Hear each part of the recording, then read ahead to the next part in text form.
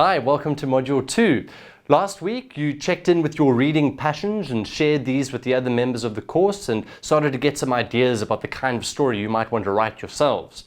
This week we anchor some of those choices by looking at perspective and point of view.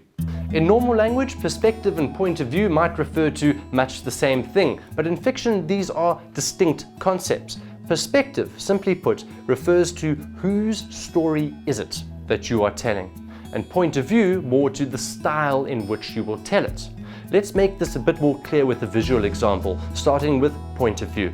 Point of view refers to the position of the narrator in your story. There are 4 main points of view that you can use to tell your story. We're going to look at each one of them now in a perhaps more easy to understand visual form. In first-person narration, the narrator is also the character in the story, using the word I. It looks like this. My feet thud through the empty passage. What's that noise? Who's this? Huh. Better get to work. Second-person narration is very unusual, featuring a narrator who addresses the reader as you, in effect turning the reader into the character in the story. Visually it might look like this. You walk down the corridor. Your feet echo in the empty hall. A man walks past you. You don't recognize them. You walk on. In close third-person narration, we follow over the character's shoulder, as it were. They never get too far from our sight. We refer to them by their names or by he or she, and we do not know information that they do not themselves possess. Visually, we can represent it like this. David walked through the corridor. Matthew walked past him. David didn't recognize him and walked on. Omniscient third-person narration is also called voice of God narration because the narrator knows everything there is to know. They do not need to stick with a particular character. They can jump around and they can talk in any vocabulary they want because there is no information that they do not have access to. It might look something like this, visually represented. David walks down the corridor. Meanwhile, from the other side of the building approaches Matthew. Their paths are set on a collision course. So point of view is the position of the narrator, but perspective is the more fundamental choice. Perspective is whose story is it that you are telling, and it relates to more than just who's noticing what's going on. It brings into play beliefs, attitudes, and desires of the character.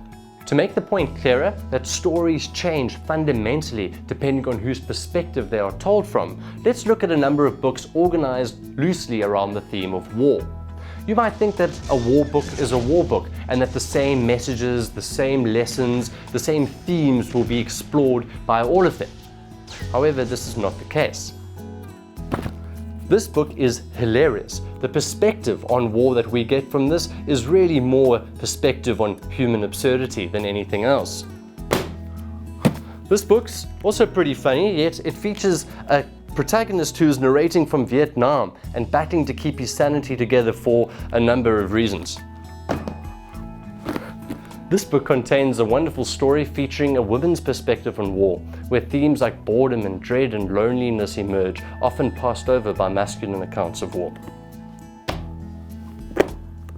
In this book, the soldiers face a crisis of faith in the war that they're fighting. They come to realize that what they're fighting for is very savage and immoral.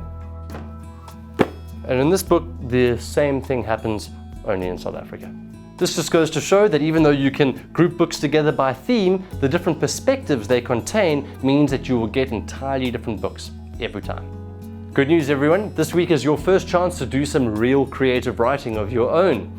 The task is designed to help you get to grips with these concepts of perspective and point of view that we've looked at in this week's lesson.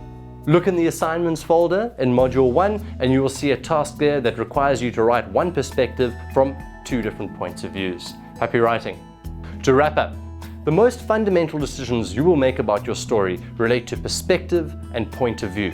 Remember, perspective is whose story is this that you are telling. Point of view is the manner in which this story will be told.